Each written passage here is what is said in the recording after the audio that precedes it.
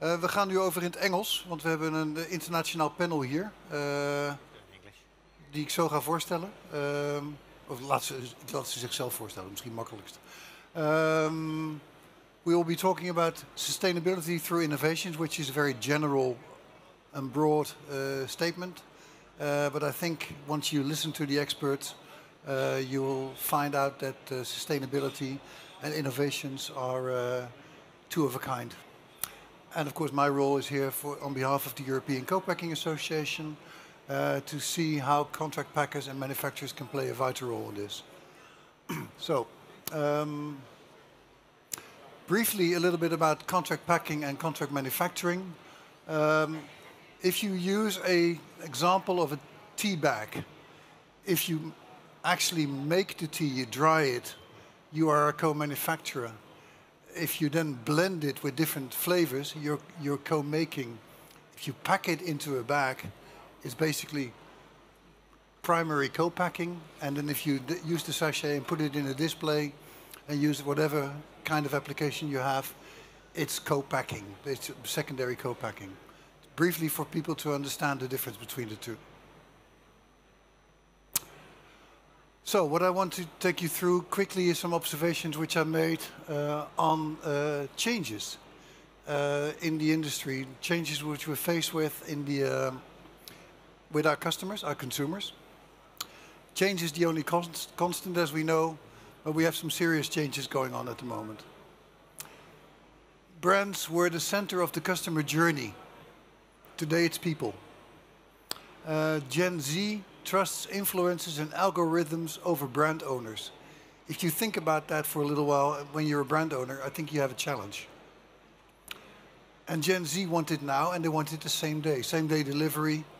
When I look outside of my office, I see DHL trucks running by 3 times a day, delivering at the same day. And Gen Z are redefining brand loyalty. They expect brands to earn it, instead of that the brands get it or because they are called Mars or Nestlé or whatever.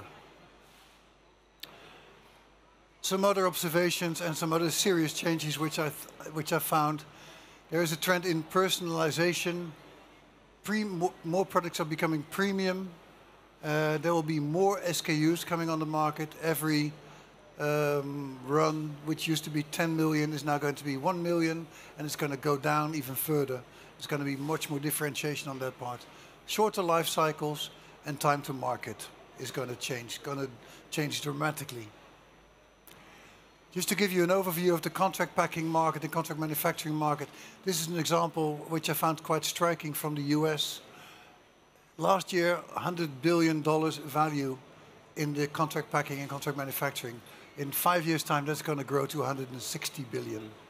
Just to give you an idea of what this market is. About ECPA, we have members all throughout Europe, almost approaching 100 members at the moment. They're active in all kinds of categories, from food to cosmetics, to fresh products, and also household and pharmaceuticals. We have customers or members in every kind of category you can imagine. Some of the success factors on why co-packer can be successful is scalability. They are able to scale very quickly to market demands. Their capacity is available, and if not, they can respond quite quickly as well. They have capex, they can do this, and they can respond quite innovatively. But the number one success factor is flexibility. That's the reason. That's our reason for being. So what I would like to take you through now is the panelists here, Marius, Costas, and Paul. I would like to ask them to introduce themselves quickly. We'll start at this side. Paul, would you like to quickly introduce yourself? Thank you, Ton. Yeah, my name's Paul Jenkins. I'm Managing Director of a UK packaging innovation consultancy called ThePackHub. So we work with brand owners, retailers, packaging suppliers, anyone really interested in packaging and packaging innovation. One of our products is something called the Innovation Zone, which is an innovation platform where we collate all the latest packaging innovations from around the world. I've got about 8,300 listed. What that means is that we kind of know what's going on in the market. We're finding 28 new innovations every week. So hopefully I'm reasonably well placed to, he said in a very British understated way, to talk about packaging innovation and packaging trends. So. Perfect, thank you very much. I am Marius Tent is my name, 20 years in packaging, having the chance to work with top FMCGs. And since January 2024, that means 3 months back, I founded my own company via packaging. The focus will be very much on driving together the vision for packaging, creating for companies packaging holistic strategy, which is more than sustainability. We are going to talk a bit later, including sustainability as well, and then helping building top talent, top organization in packaging. That's from my side. Hi guys, my name is Costas Papaikonomou. I have a very long Greek name. I'm actually Dutch. Gewoon een kaaskop, dus kan gewoon in Nederlands verder als het moet. But let's see, my history is in consumer goods mostly. I started off actually as a manufacturing engineer, product engineer, doing machines like we have out here. But spent 20 years working in consumer goods with every possible consumer business under the sun, helping them innovate and basically creating new products to take to market. So probably if you walk through the Albert Heijn or Jumbo, you'll be buying products that my old agency, which I co-founded many years ago, worked on. More recently, as it shows on the slide, I'm one of the founders of an investment company called Unaterra, and we invest, you could say, solely in sustainable product innovations, but for the consumer market, or potentially, let's say, suppliers into the consumer world. So happy to be here. Thank you. I think the first slides, Paul, are for you about packaging trends. Okay, yes, I will try and present with eyes in the back of my head.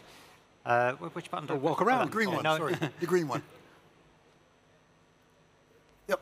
Works.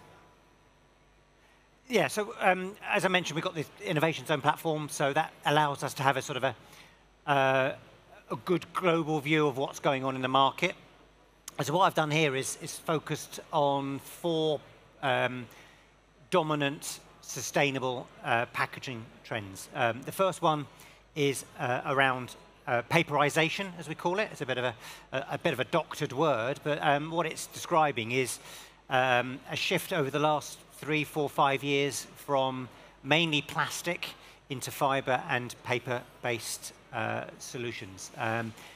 This has been driven primarily by consumer demand and operators' desires to meet that consumer demand, because there's been a real sort of anti-plastic sentiment from consumers really for the last 4 or 5 years, and so that's reflecting in a shift to into other from other materials into paper-based solutions. So we were discussing just before we started, you know, a big move for things like fiber-based food trays and fruit and veg trays and things like that. Paper bottles, you would have seen some developments in that area. Without its controversies, not without its controversies in terms of its true impact on the environment. So I'm not advocating that paperization is necessarily the right route to go down. I'm just reflecting the fact that this is one of the primary packaging trends that we're tracking, and it doesn't seem to be reducing. So we continue to see initiatives that move out of plastic into paper, and also other materials into paper as well. And if you think about some of the initiatives that have gone that route, so for example, I'm thinking of PepsiCo's Walker's Crisps in the UK. They've gone from a sort of a plastic multi-pack outer to a cardboard corrugated box. That isn't a quick trial. You know, that is significant investment in machinery and processes. That change is going to be around for a while. So some of these changes will obviously almost be here to stay. Now the next one is recycling. Yeah. So again, we were talking about this quite a lot before we sat down here, and it's interesting how a lot of the packaging innovation and a lot of the changes that we're seeing has been driven by legislation, by laws, and by sort of self-imposed pacts, like for example the UK Plastic Pact and other plastic pacts around the world. And what that is doing is driving change in terms of the amount of recycling initiatives we're seeing. It's a very overt, very clear, very obvious way to sort some of our environmental challenges. So what we're seeing is a lot of, again, sort of switching potentially out of plastic into paper to sort the recycling problem if the plastic couldn't be recycled in the first place. And we're also seeing, so we're seeing lots more recycled packaging that is recyclable, but we're also seeing a lot of recycled content initiatives. So plastic packs have driven that change. So in 2017, 2018, the UK and other markets decided that by 2025 we'd have 100% recyclable, reusable or compostable packaging by next year. The compostable and reusable isn't really part of the objective. It really is about delivering recyclable and recycled content. So we've got in the UK a plastic packaging tax, which puts a fee of around £230 a ton or whatever of on any packaging with less than 30% recycled content. So there are loads of examples of PET bottles with exactly 30% recycled content. So there are other ways to sort the sustainability challenges that we've got, and I'll come on to those in a moment, but recycling is very, very dominant. I'd say of the innovations that we track, it's 120 a month, something like that, at least 60 are, it's not very exciting, but about 60 are about our recycled content or recyclable initiatives. Is this refill? Yep. Hey. So the next big trend area is around refillable and reusable packaging solutions. If you haven't had a chance, there's, if you go upstairs in the mezzanine area, Planet Reuse are up there talking about reuse initiatives. Very much worth speaking to Marcel up there. So what we're seeing here with this trend is, this is more nascent. This is more trials and pilots. There is a desire to do things. I think consumers are aware of the problems with single-use packaging. So we're seeing lots of initiatives across food, beverage, health and beauty, household, pet care, of reusable and refillable packaging. Lots and lots of examples. We're not seeing scale at the moment, and of course with scale you get profitability and you get a viability, and we're not seeing that yet. So it's interesting how legislation and laws are going to really impact on decision making, and what's happening in France, where they're insisting on certain percentages of reuse by certain dates. That's really going to force operators' hand in terms of moving towards refillable and reusable packaging. So in terms of its impact on the market, it's 0.5%, if that, or in terms of actual. If you walk down a supermarket aisle, how many? Maybe more than that, maybe 3 or 4%. But if you walk down a supermarket aisle, there's very little refillable and reusable packaging at the moment. But this is a trend that will continue to grow and will continue to be significant. So the last one should be biomaterials without needing to look. So again, this is obviously a big area. I wouldn't be presenting it if it wasn't. Lots and lots of developments of bio-based materials, so seaweed, just all sorts of different materials being used as an alternative to virgin plastics.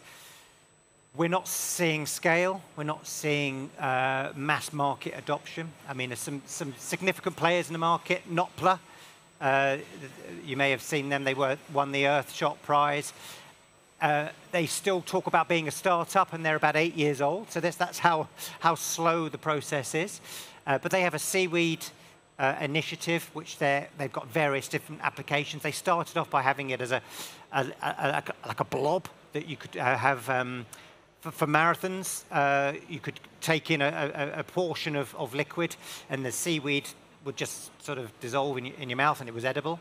They need to be viable and commercial, so they're moving towards food service barriers to make the product either recyclable or compostable. But their investors are wanting them, a return on their money. So they want scale and they want volume. So I think Nopla, as an example, are doing lots of different work in that area. So lots of different examples, probably 4 or 5 developments every week we're tracking. Lots of university-type initiatives. We're not seeing the mass adoption yet. in the market. So yeah, they're the four sort of main sustainable trend areas that I wanted to discuss. That obviously has impact on co-packing and just about every consumer sector there is. So yeah, hopefully that's been of use. One question on the refill. I know that you've worked with some initiatives in the UK, and maybe you could talk a bit about the difference between refill and pre-fill. Yeah, I think we, as consumers, we get refill. I think if you go back a couple of generations, refillable packaging was quite standard in your local grocery store. And of course, like a lot of things, convenience has stepped in, and single-use packaging has taken over. Refill, I would argue, is potentially less convenient for consumers. Waitrose in the UK did some they're still running actually, a few years ago, some pre-fill stores. It's got 4 pre-fill stores across a range of different products. And as a consumer, you've got, you imagine a young mum with a couple of children after school going to do the shopping and bringing 20 empty containers that are clean and ready for use to refill in store. It's hard to imagine that is particularly convenient. So we are continuing to see pre-fill initiatives. Aldi have done one recently on cereal. Most supermarkets have got some trials out there. But maybe there's a better opportunity with pre-filled products in terms of ultimately the pack is the same as a single-use piece of packaging, but it's pre-filled and it's a reusable pack. So the consumer has a deposit. There's various different ways to encourage people to take the packs back. And yeah, so the packs are pre-filled. It's more convenient potentially. And there's a system in place to ensure that the packs go back. But it lives on and dies by how many times those packs get reused. So if they don't get reused, then it's worse than single use. They are single use. And if they only get reused 2 or 3 times, it's still worse. So all operators work on a number that they want to achieve. And sometimes that reuse number can be 15, 20, 30 times before the sustainable economics kick in. So it is really difficult. You've got to engage consumers. You've got to have a high reuse rate to make sure that it all works. And sometimes I see reuse companies talking about having their packaging which can be reused 500 times. It's BS, because it's never going to be used 500 times, because even if you've got 99% return rates, and let's face it, nobody can achieve that really. It's very hard to see that a pack will ever be reused 500 times. Even though it might be robust enough to last 500 times, it won't. So there is we're still learning. I think operators are still working out the sweet spots in terms of deposits and things like that. But it's an exciting space, lots of activity, and it is a growing area that will continue to be of impact. I know that there is a big difference in refill and pre-fill, because with refill, you are relying on the consumer to bring it back in a clean state. And if the container they used and refilled whilst they're streaming with whoever, and it drops on the floor, who owns the stuff that drops on the floor? Yeah. And what risks are associated with dropping on the floor? Because we as contract packers know very well that we have a nut policy. We're not allowed to have nuts inside our factory because of the allergens. In a supermarket, if you're dosing your own nuts, or you're dosing your own crisps or snacks which could contain nuts. But it's not just a safety issue, it's a sustainability one as well, because if you're losing 5% of product because consumers can't dispense properly, and I tried it the first time, I was trying to film it to be clever and I spilt it everywhere. I felt like a right idiot. So, but with pre-fill, obviously the process is that it's cleaned by the operator, so it comes back as another pack, shiny and new. There's also an initiative here in the Netherlands, and I think they've copied it in the UK as well, Fillar. I saw a where they have a container, a plastic container, which you put underneath a dosing station, and you don't touch it, and it says bleep, and then it's ready, and it's filled. So there's no chance you're putting the wrong container underneath it, you're overdosing, you're underdosing it. So I think this is where like I said, what we're faced with as contract packers all the time and contract manufacturers, we have these high legislation and about allergens and safety and food and whatever, quite rightfully so. But in the supermarket, we're relying entirely on the consumer to do whatever they please. So I think this is where pre-fill would be the preferable route. Yes, I mean, I don't think there's one solution that fits every scenario, and I think depending on the categories and that. But I think it's right that every opportunity is explored, and maybe there will be a best practice example in 5 years' time, maybe. It depends on the product category, yeah. for sure. Yeah. Can I have the? Right, thank you. Hey, that's mine. And so you. Yep. Is that your car? Would you mind if I'd stand up while I talk? Because it's a little easier talking. Okay. So my domain is consumer goods. It's basically dealing with people like everyone here in the room. So maybe before I even start, how many of you are consumers of packaging? Raise your hand, everyone. Okay. Given you're at this trade show, I'm assuming many of you are active in the packaging industry. Raise your hands. Okay. Within the packaging industry, I would say there are two main players. There are the manufacturers of packaging and the buyers of packaging. If you are a manufacturer or sort of process the packaging, raise your hand. If you buy it, raise your hand. Yeah, very good. So these all work together in very different ways, but when it comes to consumer goods in particular and the categories that I'm familiar with, which is what you see in supermarkets and pharmacies, this logic becomes very important. So on screen, I have two red electric cars. They're actually more similar than you think. They're about the same size. They both have 4 wheels. Maybe the, let's say, the action radius is a little different for the two. Nevertheless, one had tens of thousands of people queuing up to buy it, and the other had 0. Now, I guess the question here is, why is that? Why would that be? And no prizes for guessing which one was, let's say, the success, the one on the right. But the reason is very simple. The one on the right, besides being electric, also delivers really well on being a car, an exciting car to own. It delivers on all the checkboxes that you need to fill out when you're thinking about why would I buy a new car. Whereas in the one on the left, clearly has only one message, is you're going to save energy by buying this car. All the other, say, reasons for buying a car, making it excitement, do not really count. And this is the big problem with sustainability in the domain of consumer goods. Let's make that even more brutal. So, how many of you know this product? How many of you consume this product? So we've known since the 90s, when it became quite literally popular, that this is a lot of sugar. 30% of that tub is sugar, which means you get really fat. You get an ass this big if you eat this too often. Problem. Still, people continue to buy it and they continue to eat it because they love it. It tastes really nice. Now, for a few years now, people have started clocking that another 30% of that is palm oil. Now, that means every sandwich you make, that's another orangutan going homeless. That's the effect. Now, do people eat less of this? What do you think? No. It maybe makes them feel a little more guilty than they did before. But even just becoming fat wasn't a reason enough. Orangutans are not a good enough reason for sure. So that's the reality of sustainability in consumer goods. Now, even if you were Nutella, if you were Ferrero owning that brand, that principle already tells you if you want to do something from a sustainability point of view to gain consumers, it's also going to be very hard. Because, okay, we're here at a packaging conference. You can be pretty sure that if the sustainability message is going to be on, I don't know, ocean plastics for the lid or the recyclability of the glass jar, no one's going to be interested because that's not what they're not feeling guilty about that. They're feeling guilty about the palm oil. So a direction to go sustainable here would be on the palm oil itself. But again, so this is the issue we have.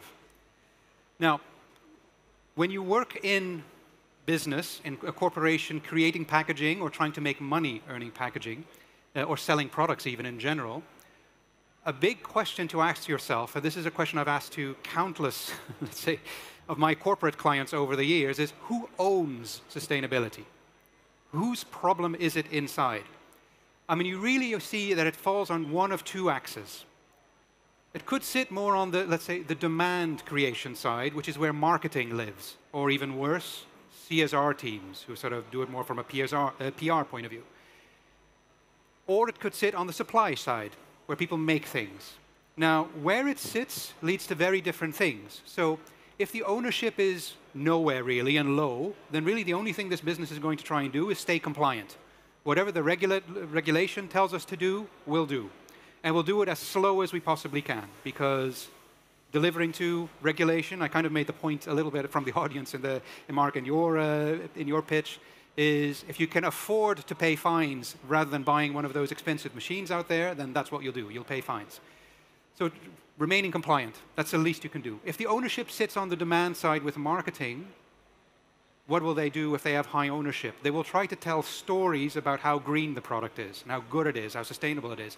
But the one thing they are not allowed to do is touch the content, because the product itself is owned by R&D or production. And they get into trouble the moment they start asking for new things.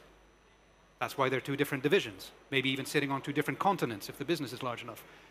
On the supply side, it's a little more interesting, because at least there, if the ownership is high, all you have to do is to say, I'm going to use less material and less energy, maybe create a little less waste, and then I'm doing two things. I'm actually saving a lot of cost and doing something better for the planet.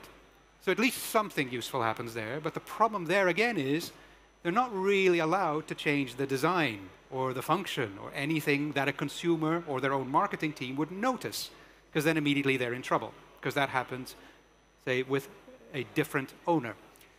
So here's the issue really that I've come across over and over again, particularly say in big corporate environments, is that ownership is split, where actually the big bonus happens when you get a shared ownership. So you're going to, basically the message becomes very distinct to both those owners. Say, one says you're going to save money, and while you're saving money by using less material, less energy, less waste, etc., you're going to improve the product at the same time. Now that sounds very difficult, and it is, because otherwise everyone would be doing it, but it's the only way really to create something that becomes sustainable for the business itself. It becomes commercially viable.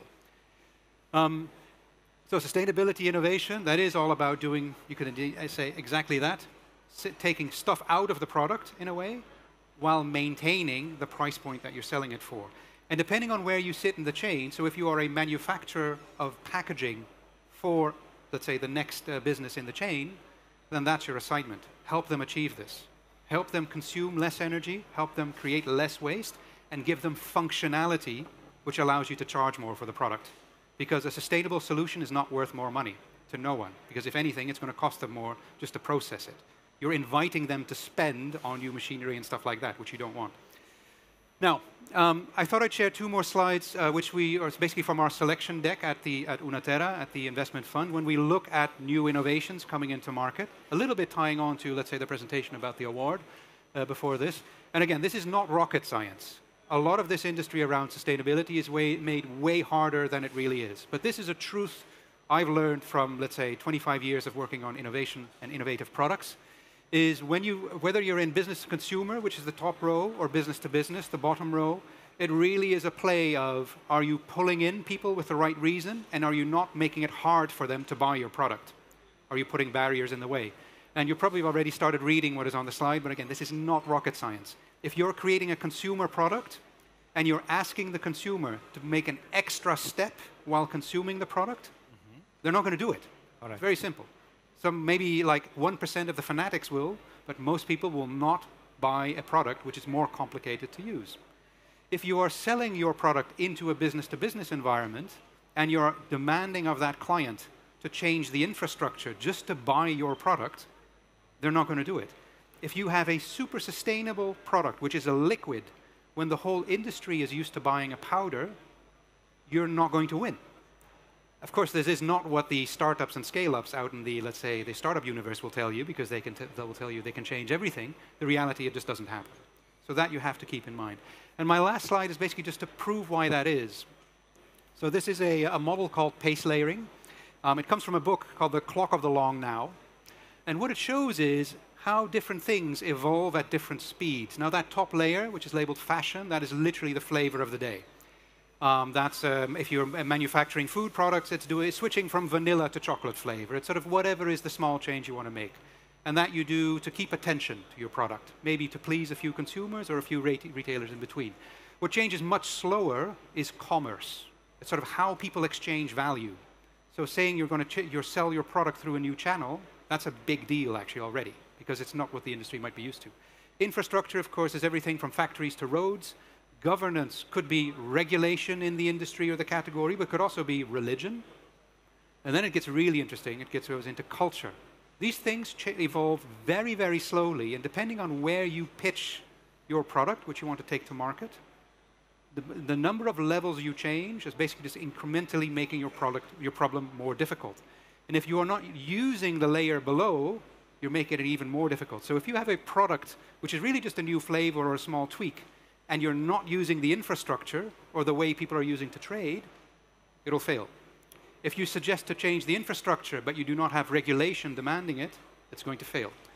And all these things that basically are connected that way, and you have to take them into account. What is interesting if you're working in food is it cuts across all of them.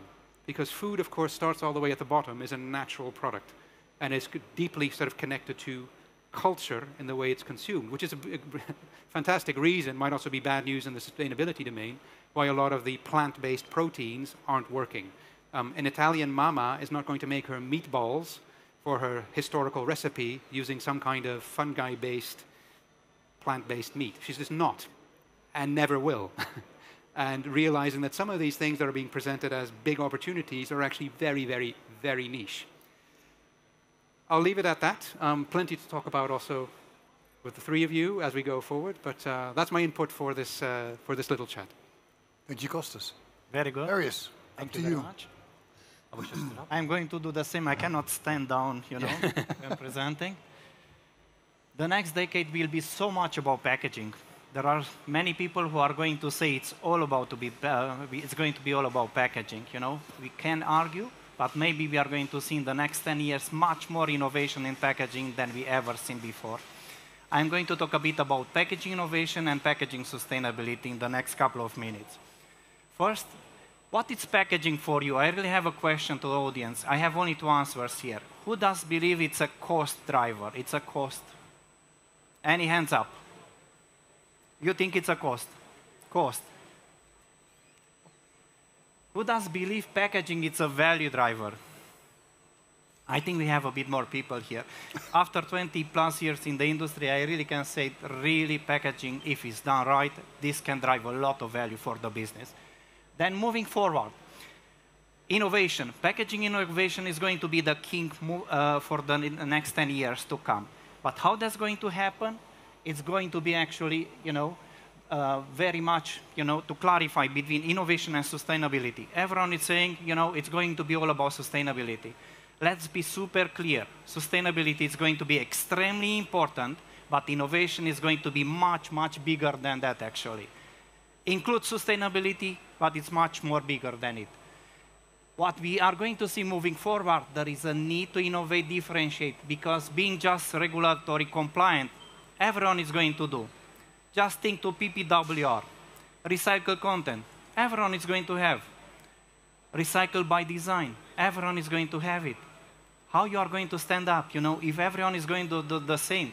How is your brand going to win outside there, actually, when you have consumers? Then, extremely important, actually, on the innovation side. You think sustainability, it's a must, it's a compliance, you have to do it. But more than anything else there, you have to have a user, a consumer that is going to buy your product. You do a great you come with a sustainable innovation, you are going to create a lot of noise about it. People might buy it once, twice, but if they have challenge how they are going to use the product, they are going to move to competition.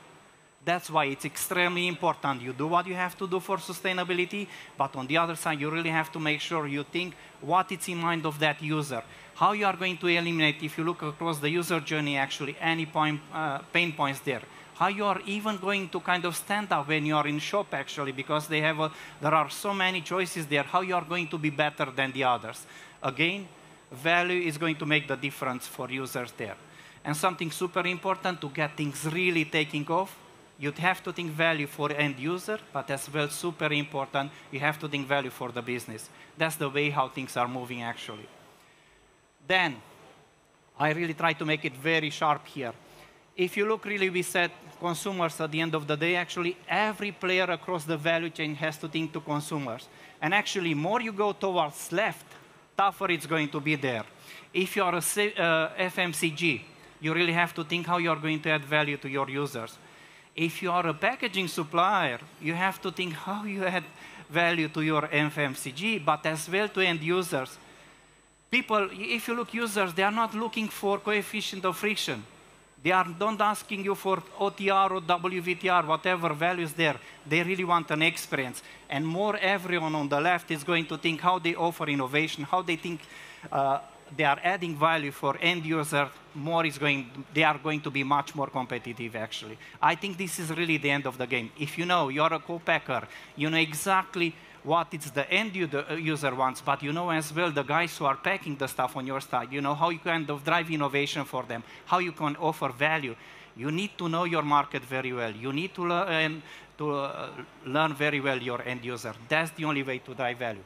And how is going this to be enabled? It's really by packaging talent, you know. Moving forward, I do believe that you cannot drive, you know, the game is going to be completely different. Packaging could be one of the best investments for the next 10 years companies they can do. Investing into people, investing in packaging organization, investing into talent, because the skills of the future might be completely different than the skills of today. You need people who have to bring innovation in. You have people who can work with people from insights, but as well with waste management. You need those guys who really know to know well their job. That means one of the best things actually to do is to invest into your packaging capabilities. Summing up, know very well your users and users, know very well your clients, get to know very well your market, and invest as much as you can in the packaging, because that's going to make the whole difference for you. Thank you very much. Right. So, coming back to the value chain we have here. Thank you very much for your input. I think we'll get to some questions later. How do you see that we can bring the consumer on board in this whole thing? Because we are talking from industry, from on eye level, peer level, innovators, technicians, contract packers, material manufacturers, machine manufacturers. But how do we get the consumer on board to accept that they need to do something for sustainability as well? Any opinions on that? Yeah. First of all, as a packaging industry, you need to get comfortable speaking with consumers. Oh, is the sound okay? Okay, yep. Okay, yep. Maybe it's depending on where I turn. So I'll at the audio. I've noticed working with packaging suppliers. It's actually where I met one of my fellow founders of Unaterra. He worked at Amcor, which is basically the biggest flexible foils. Really, really big. Is that their counterparts in their customers, who are all consumer-facing businesses, sorry, I was trying to talk, were procurement. Sorry, this. We're going to sort it with it. Will I use that mic? You have a hand mic? Oh. Oh. There we go. I think we need some technical aid here. Yeah. Am I semi-disconnected? What if I just stand here like I did before? Ooh. That's a good plan. What I'm trying to say is, if your counterpart as a packaging supplier is procurement, you're talking to the wrong people. You need to talk to the marketers, to the innovation teams, and maybe the R&D teams. But even the R&D teams are like procurement, following whoever has the innovation agenda in hand. They are the marketers. And the marketers in your customers, they are the one talking to consumers. Now, here's the problem you have to overcome. A branded goods company, and again, that's the domain I'm talking about, they only talk to consumers about the product, not about the packaging. So if you're also going in thinking that your customer will understand packaging, dan kom je van een koude kermis thuis, is how you would say in Dutch, because they have no idea and they don't care. Translate it later. Packaging is an afterthought for most of the big consumer goods companies. It's a cost position, as I think you were asking. So as packaging supplier and designer and creator is work with consumers to understand their perception of the product, but also what are the needs and the motivations they have around the consumption moment where packaging plays a role. And see how you can look for the value add, as you were referring to then put into the packaging. Like, again, Amcor as a business provided like God knows how many square kilometers of foil for like Snicker bars, candy bars, etc. They had no idea that their solutions around reducing the crumbs while you consume the product would be interesting to their customer, because they didn't talk about it. All they said was they never asked. They're not going to ask. They don't know. So you have to put it in their face. Sorry, that's a long answer to your question. And I even went standing up while I... Much appreciated. I think one of the challenges with trying to shape consumer behavior is that we get misled by what they say. So whenever you see all these consumer surveys, they'll say, is sustainability important to you? And I think actually most people, when they say yes it is, are being truthful. But when the further questions are things like, would you pay more for recyclable packaging or sustainable packaging, and they say yes, I then start to question the validity of... It's what they call the say-do gap. Yeah. So they say they'll pay more for a sustainable product. Yeah. Once they stand in front of the shelf, they go like, no. Yeah, yeah. So it's... I'll go for the 10 cents cheaper. Do you hit your dog? No, I don't. It's you say stuff to... Not that I hit my dog, of course, but you say stuff to sound... it's like what happens in the elections. That's why Trump wins, because everyone doesn't want to admit in a survey that they vote for him. So, correct. Yeah. So I think we got to take what when you see these consumer surveys in the packaging press, you've got to take them sometimes with a pinch of salt, because they don't always say what they actually will do. Super. And maybe I build further on that one. I think if you are a packaging supplier, stay as close as possible to a FMCG. And instead of just kind of taking a brief and then taking that brief and offering your solution, really kind of trying, instead of really having conversation, what they are really after, what they are really looking for, what's the problem they are really looking forward to sort out there. Make that as a conversation rather than just a game back and forth, actually. Or it's really back and forth, but should be really a conversational order journey where every step is building on the other. I think that's one of the ways. And the other one will be, even doing some extra small, short testing inside, when you have to develop a pack, a packaging supplier, a co-packer, they can do a prototype, they can test there, putting 5-10 people together inside the company and test, already having an idea how that's working. Sometimes there are shortcuts. It's time to market, as we had in the previous discussion. Time to market is becoming more and more and more critical. Exactly. I think everybody can confirm here that trends are following each other even more rapidly. Indeed. Yeah. Like you had a brand 10 years ago which lasted 10 years. That's not going to happen anymore. There's maybe, well, if it's in the consumer industry, I guess, or consumer goods, then speed to scale is a little bit misleading. It's speed to a profitable scale. Because, of course, very often the margins are so low. I mean, and you can buy speed, but buying something which will actually make you money, and which is a much more complicated question. And I guess also sorry, I noticed I'm dropping out again.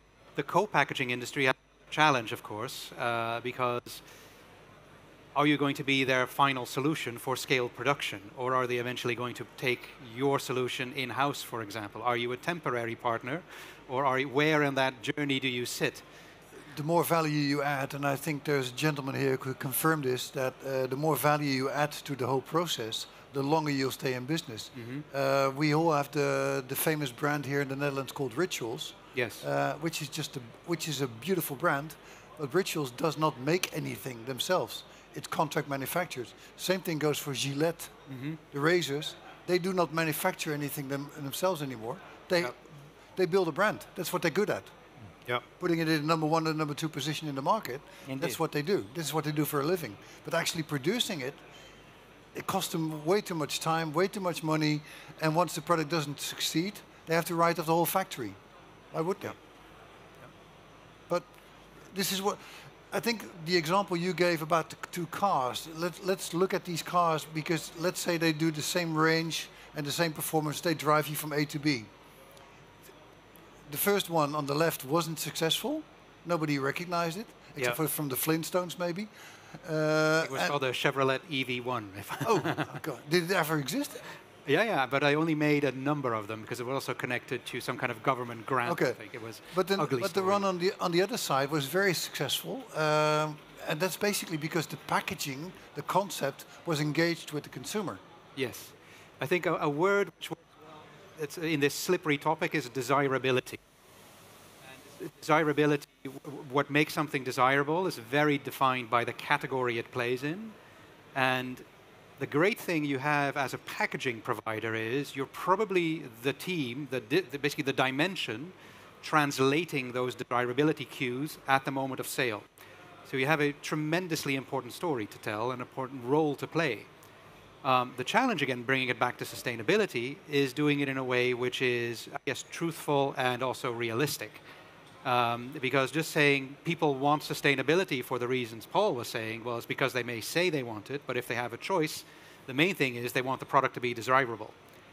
And something like with the Tesla on screen there, I would bet that for a lot of people, it's more about being able to drive a Tesla and tell the story of it being sustainable and electric and all the reasons you would a car like that, rather than that being the leading reason for engaging with it. Yeah. Going back to we talked about durable products like the cars, or relatively durable. Now going back to impact products like, for example, the confectionery you were in, Marius. Could you elaborate a bit about how sustainability and on-the-go food, how this works together, how this delicate balance functions?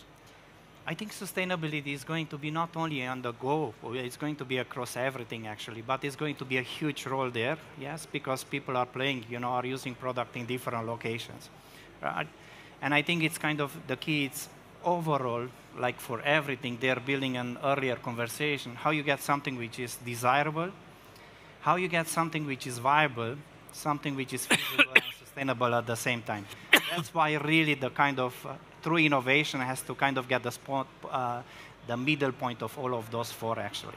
And that's why sometimes it's really challenged to hit it into the middle there. And how do you see the trend with the paperization of packaging in confectionery? Because that's, I think, where it's happening a lot at the moment. You see plastic wrappers being exchanged for paper wrappers or laminate wrappers. How do you see this? I cannot comment on, I don't think it's kind of just specific to one industry. I think this trend goes really across everything, right? Sure. Oh yeah. And I think it's going to be very interesting to see how it's going to evolve further. What I do believe, which is extremely critical moving forward, you could not say that one, it's a perfect solution. You always need, you know, there is no simple solution. I would not call it perfect, but there is no simple solution actually. And then the whole idea is here, how you are getting always a portfolio of solutions. It's so complex, the sustainability topic. You cannot say one is going to sort out all the problems. That's why I really think it's good to have multiple solutions. Moving forward, that will be the key actually, having this portfolio of solutions, I would say so. Yeah, correct. And I think so too. Paul, what do you think about the Sorry. Right, I can hear you. Okay. What do you think about the trends in sustainability and innovations in Europe compared to other parts of the world? Yeah, I think it's fair to say that Europe leads the way, particularly in context of the other, other major consumer markets, namely North America. I mean, I went to Pack Expo Chicago. I know it's only one city, 18 months ago, and it was a year and a half ago, but I was just quite taken by, in terms of the exhibition, what was being presented as sustainability wasn't as high on the agenda as it would be for an event like this, but also consumer behavior as well. So lots of no reusable, you know, some of the things that we've got used to in Europe just aren't happening in North America. So I think, you know, markets like the Netherlands are strong, Germany, the UK, France, some of it driven by legislation, to be honest, but there is a lot of sustainable innovation in those markets. So I think Europe does direct what goes on in other markets further down the line. And of course, one of the advantages of the EU, for example, is that if you want to be in this market, you have to adhere to this market. You have to comply to the rules. Yeah. And I think this is where Europe can play a different role as well, because the European market is still a very significant consumer goods market. Absolutely, yeah. I noticed that what you mentioned about sustainability in North America. I was there in February And if you see in the middle class hotels how they chuck all the cutlery away in a bin, everything in one bin, it's being landfilled. They don't even think about sustainability. Sometimes they write on, this is made from paperboard. It's still chucked in the same bin. So what's the point? Yes, it's how Europeans behaved 10 years ago, 5 years ago, 10 years ago. So it's, and I think, you know, even the recycling infrastructure is not the same there. You know, glass is not getting recycled and things like that. So there's a way to go, but they are moving in the right direction from what I can see. And do you gentlemen think that the authorities, that governance should play a role in sustainability? Like the EU with the PPWR, or like national or local governments, should they play a role in here? Or should it be industry driven? No, I think they should play a role, in particular when it comes to infrastructure. I remember actually back in November, actually you and I met also at the Sustainable Pack Award, Pack conference. There was a bit of an elephant in the room that every exhibitor was talking about recyclability. Well, everyone knew that the recycling infrastructure is where the bottleneck is. And it's, I wouldn't say it's non-existent, but if you go, say, below Brussels, it gets very sketchy, to say the least. And I think this is where, from a government, a high-up, say, point of view, there is definitely a role to play, is how do you facilitate the infrastructures to come into place such that all the packaging solutions that are more sustainable can start being processed the right way. And I don't think, by the way, that the solution is in home sorting. I think that a solution is much more at sorting. After sorting. Yeah, exactly, at the facility. But that's, you could say, where the attention of a well-organized society, you could make a case, should go, is how do you keep things clean and how do you keep it such that it's easy to keep clean? I know that you live in The Hague, and I can imagine that in The Hague you don't have space for 5 containers for separating bags from... And that's why they're underground. Yeah, but then you have to go outside. Yeah, but to go back to your question, it is on, indeed, regulation or... Maybe, because I mean, there are plenty of industries that are a bit locked up in regulation, and there's also a bit of a danger that you get contradictory things happening on a regulatory point of view, but it's making it at least easy for the infrastructures to start evolving, and also not hoping that this is all going to happen by next year or in the next 2 years, because it got us like a good 30, 40 years to get us into the trouble we are now. It's not going to happen in 3-4 months' time to get out of that trouble. That's also going to be a process of 5 years, 10 years, 20 years, to turn that around, because there's a lot to lose. A lot of even probably businesses out here on this trade floor have a lot to gain by none of this happening all too quickly, because that's reality. So, but as long as the direction of travel is the right one, that indeed it is a pendulum that's now gone too far and now has to come back to a place where it's a little less about consumables and a little less about, say, durable products, and indeed choice of materials, processing of materials that are sustainable. If we didn't have to do it until recently. Actually, I'm there as well, because what we are talking here, we are talking about something extremely complex, as we said before. We need to talk system thinking. You know, this is going to work only if it's going to be as a system where all the players are going to move towards the same vision. I think that's, for that reason, it's extremely important that everyone has to play a role there, you know, from different bodies, even from, let's say, teachers in the school, you know, teaching students about how they have to dispose different packaging, actually. This should go across all the board. And on the other angle, why I think it's important, we see that if things are moving in Europe, they are spreading somehow across the globe, you know. Someone should always start things. Someone should always break the ice. For me, really, those things are important. System thinking, where everyone has to take responsibility, has to play a role, and as well to spread them globally, because this is going to be a global issue that should be tackled by everyone. I guess one of the challenges is, I mean, I believe that state intervention, for want of a better expression, is the way forward to actually make change happen. But if you think about some of the things that have happened in the past, there are some unintended consequences, you know, sort of plastic straw bans. You know, is a paper straw, there's big arguments about whether that's better for the environment. It's certainly not better for consumer experience. And things like plastic bag bans as well, when they get replaced by alternatives that in some studies would have to be 6,000 times for it to be viable. So yeah, there's some unintended consequences for the legislative changes. It always strikes me that living here in the Netherlands, and when I go and do my grocery shopping, I bring my own bags. Most people bring their own bags. When I was in the Walmart in the US recently, you get thrown in all these plastic bags like, oh, stop, I can handle this. You buy a bottle of something, they put 3 bags around it. So I think again, it's how we mentality. were 10 years ago. It's just you would never behave like that now, but 10 years ago perhaps we would have. So yep, true. Yeah. What is also easy to forget is how new this topic still is. Yeah. Exactly. Yeah, I mean, let's be honest, 10 years ago, to your point, this was not an issue, really. Probably this trade show was more about speed and efficiency and Six Sigma and cost of delivery, whatever, not sustainability. So that means the language is unevolved, the metrics we look at are probably still the wrong ones. Yep. And you could say also the way the heroes and the bad guys are referred to are also the wrong ones. At that conference in November, there was a presentation by the head of sustainability for Amazon. And this lady comes onto stage, and the first thing she says is, we got rid of all plastic. And I'm sitting there wondering, well, not all plastic is bad, my dear. And we've replaced it all by paper. Wow. I mean, great. But I can also imagine that comes with some drawbacks. But it's, I guess, an example of because it's also new, people are latching on to, oh, let's hope this one solution will make it better or that one solution will make it better, and not acknowledging, to your point, Marius, this stuff is hard.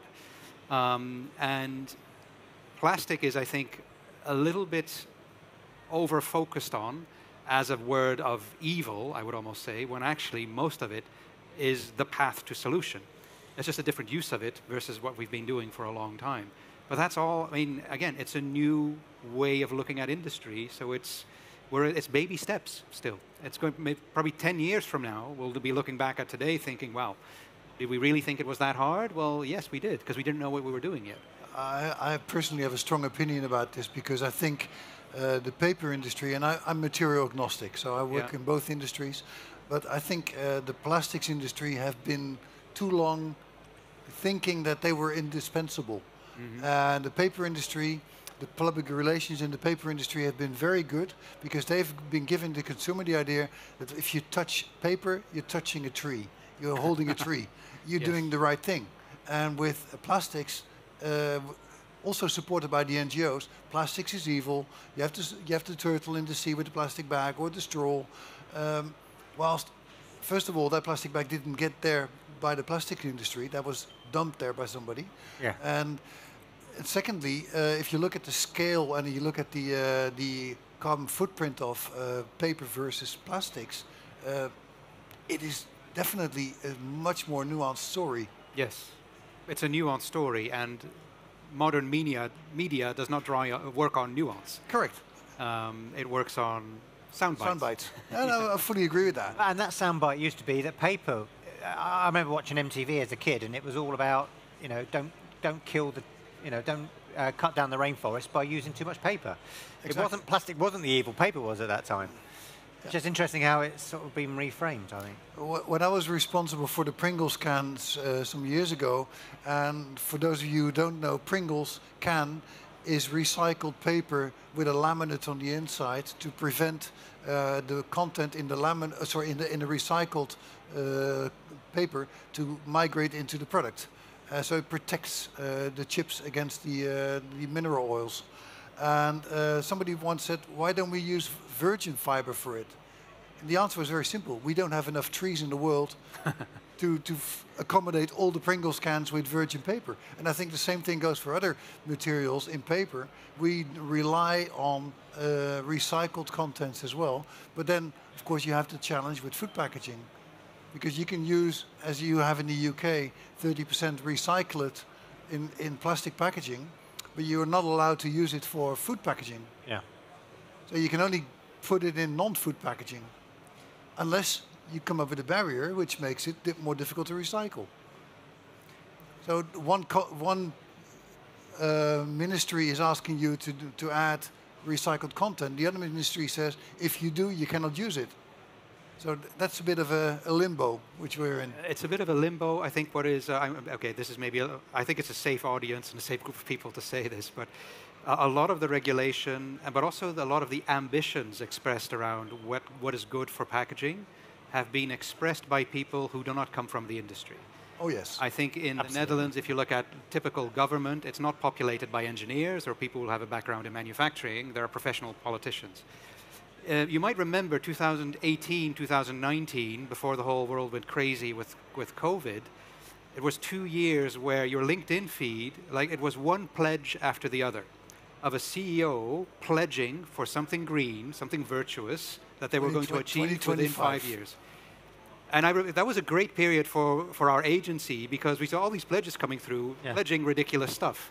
Yeah. But then you realize the leadership of those companies were accountants, were basically people who are the financial drivers of the business. They did not come from the inside of those companies knowing what they were actually pledging. So you would get some ridiculous, and that would then all land on the tables of my clients, who would say, how am I going to do this? Well, if they're not, you're not, but let's see if we can get close. Just get 1,000 factories behind you, which you need to retrofit. Yes, Good luck. so it's also not realizing, so the scale at some of which this happens. It's also what you see in the world of startups who think that with like, they're going to make a difference by selling 500,000 packs of a particular material. Just realizing, lady, sir, that's like nothing. You need to sell like 100 million to have some kind of impact worth measuring, worth just doing all the stuff that you plan to do, just to correct for it. It's a little bit like how often do you refill? If you're not going to refill 3 or 4 times, for God's sake, use a single use. Exactly. But you have to be honest about it. It's nuanced. And we That's had a the problem. discussion about that earlier on in the previous discussion on the single-use products. The portions are getting smaller, and now they're getting bigger again, just to make sure that they are more environmentally friendly. But then the food waste increases. Yep. I think the moving forward is going to be a lot of focus on action, and I think that's making a lot of sense actually, because as long as nobody knows what is perfect solution, it's extremely important to have all those, as we mentioned before, portfolio of solution, test as much as possible and see which of them are going to take off and scale. Because we are going to learn more as we move forward, I would say. And I have a lot of respect. If I look, we are already in Q4 or beginning of Q2. There is already a lot of innovation, or packaging innovation outside on the market there. We never, if you look the last couple of years, we never seen before actually in the last 50 years so much. Having those moving, trying things, seeing which of those will work, you know, and then really kind of driving scale, I think is going to make the whole difference. But a lot of respect for the innovators who are putting and trying stuff out there. If it makes it, it will make it perfect. If not, you learn a lot and you kind of come with the next solution. Very important. Yep. Any closing words from gentlemen? Maybe I want to make a connection to what Marius just said, because you're saying something quite fundamental, which I'm not sure is understood in a lot of these large businesses, which is innovating for sustainability is an innovation project. It's not a sustainability project. Indeed. You have to tackle the whole product, the whole ecosystem around the product, and then one of the outcomes is it becomes more sustainable. If you're just doing it to make it more sustainable, you're making the same mistake as what cost optimization projects make, which is they're making the product worse.